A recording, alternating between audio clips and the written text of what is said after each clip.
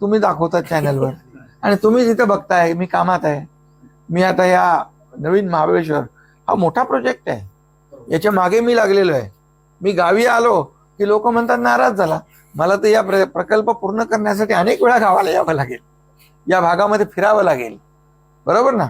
अगदी पाटणपर्यंत जे जे स्पॉट याच्यामध्ये आहेत हे सगळे म्हणजे प्रतापगडापासून अगदी पाटणपर्यंत हा सगळा मोठा एरिया. आता 235 गावांनी त्याला 235 गावं याच्यात अंतर्भूत आहेत.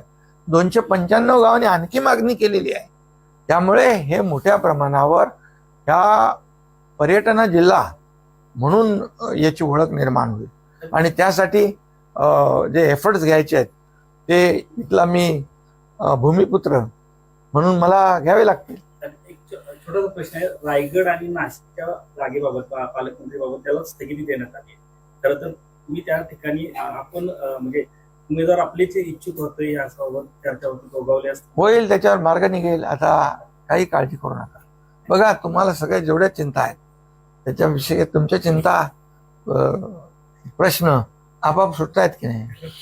काल तुमच्याकडे अडचण होती या 2 ह्याच्याबद्दल, तर त्याच्यामध्ये आणखी आज तुम्हीच म्हणता ना स्थगिती दिली, त्यामुळे त्याच्यावर निर्णय होईल. तुम्ही गावी आले का प्रश्न सुटतात असं म्हणाल. गावी मला इथे बघा एवढा लाखो लोकांना, शेवटी बघा माझी जबाबदारी काय. माझा एकच उद्देश आहे, या भागाचा कायापालट करणे, संपूर्ण विकास करणे. महाराष्ट्रामध्ये तर अनेक अशी जे जे पर्यटनाला चालना देणारी वाव देणारी ठिकाणं आहेत त्यांना तर डेव्हलप करणारच.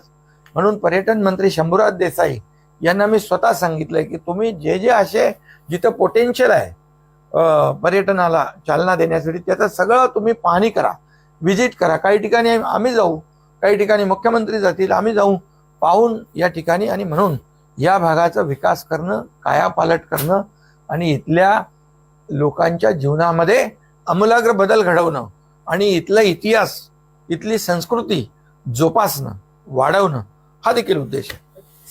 महायुतीच्या मध्ये पक्षांमध्ये कोणतीही हालबेल किंवा नाराजी असं नाही असं म्हणायचं, कारण आता जे काही नाराजी. तुम्हाला काही असं तुम्हाला का प्रश्न पडतो? तुम्हाला प्रश्न जेव्हापासून निवडणूक झाल्यापासून तुम्हाला तिकीट वाटपापासून पण सगळे प्रश्न सुटत गेले आहे की नाही. मंत्रिमंडळापासून ते सुटले, आता पालकमंत्रीपासून ते सुटले. गोगावलेंची नाराजी त्यातनं स्पष्ट त्यांनी मुलाखतीमधून नाही. शेवटी काय अपेक्षा करणं वावगं काय. शेवटी त्यांनी अनेक वर्ष रायगडमध्ये काम केलंय. म्हणजे अपेक्षा ठेवणं, मागणी करणं त्याच्यामध्ये काही चुकीचं नाहीये. त्यामुळे महायुती जी आहे, मी आहे, आमचे मुख्यमंत्री आहेत आणि दुसरे आमचे उपमुख्यमंत्री, आम्ही बसून त्याच्यावर मार्ग काढू.